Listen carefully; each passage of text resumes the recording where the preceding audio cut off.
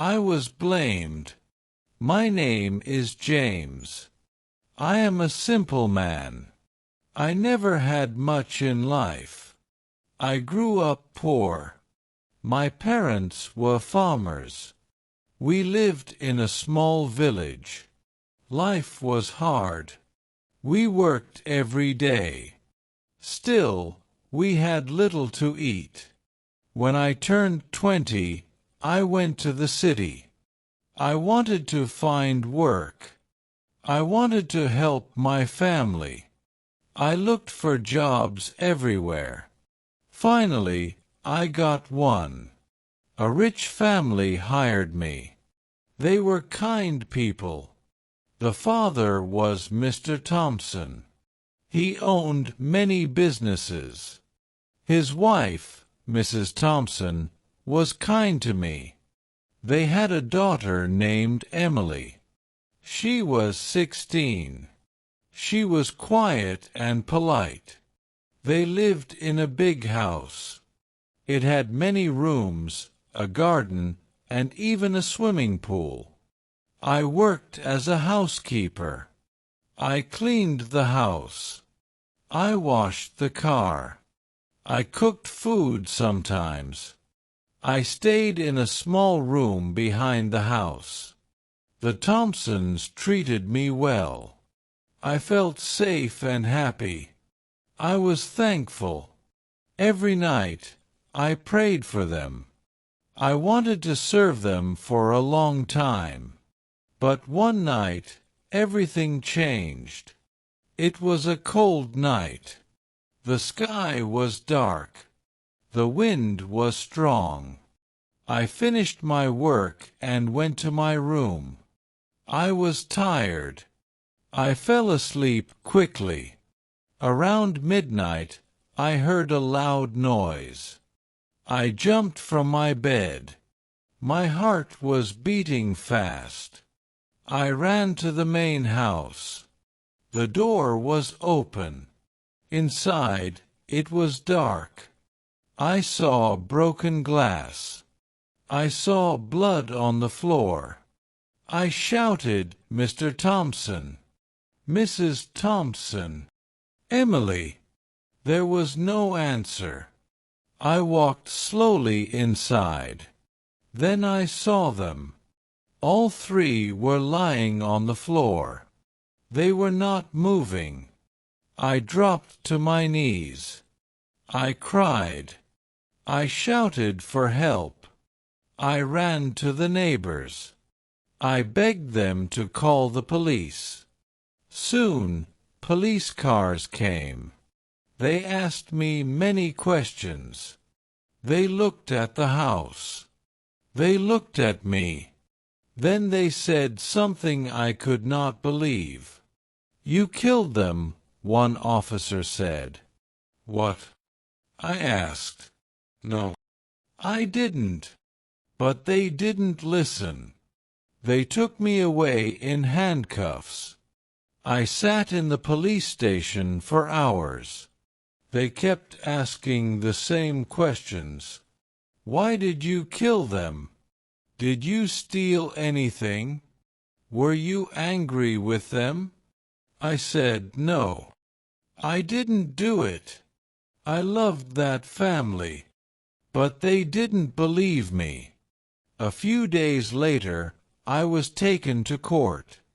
The lawyer said I was jealous. He said I wanted their money. He said I waited until night and killed them. I cried in court.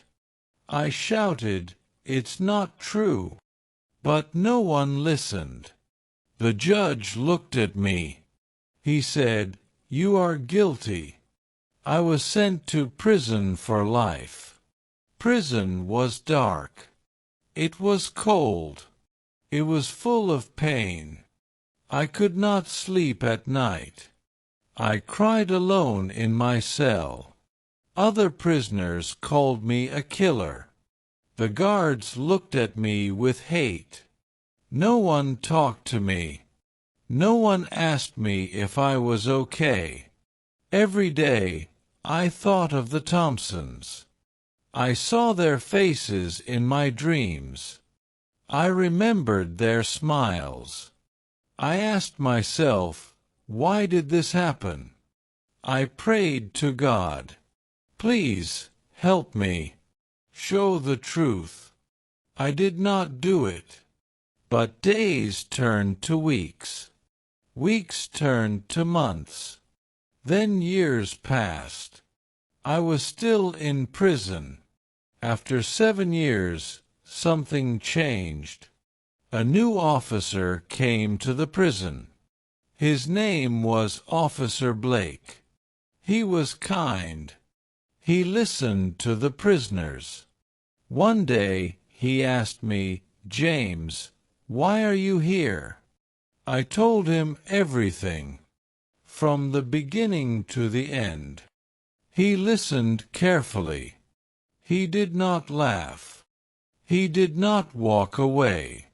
He said, "I believe you." Tears came to my eyes. It was the first time someone believed me. He said, "I will look into your case." For the next few months, he worked hard. He searched old records. He checked the evidence. He found something strange. The police had missed a fingerprint on the broken glass. It did not match mine.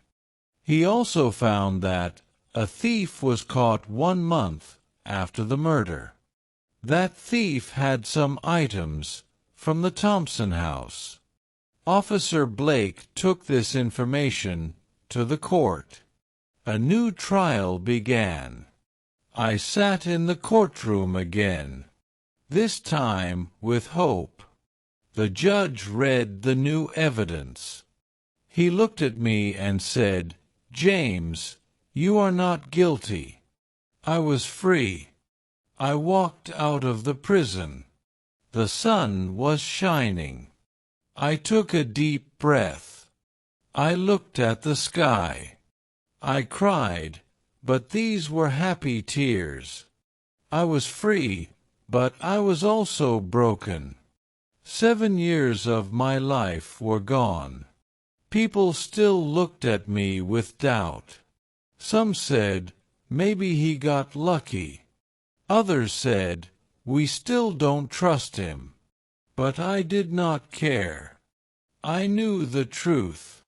And now the law also knew it. I went back to my village. My parents were older. But when they saw me, they cried with joy. My mother held me for a long time. My father said, "We knew you were innocent." I wanted to start again. I did not want to live with hate. I wanted peace. I started working at a small school. I cleaned the classrooms. I helped the children. I told them, never lie. Always tell the truth. And never stop believing in yourself. Some children asked, "Sir, why were you in jail?" I smiled and said, "Sometimes the world makes mistakes. But truth wins in the end." Even today, I remember the Thompsons. I visit their graves every year. I bring flowers. I sit there and talk to them. I say, "I did not hurt you. I never could. You were like family to me." The pain never leaves. I still dream of that night. I still hear the screams. But I also hear Officer Blake's voice. "I believe you." Those words saved my life. If you ever see someone suffering, listen to them. If you ever feel alone, keep hope alive. If the world blames you for something you didn't do, don't give up. I was blamed. I was broken. I was forgotten. But I survived. not because I was strong, but because the truth cannot stay hidden forever. This is my story, the story of a man who was blamed, but never gave up. If you liked this story, like, subscribe, and share it with your friends.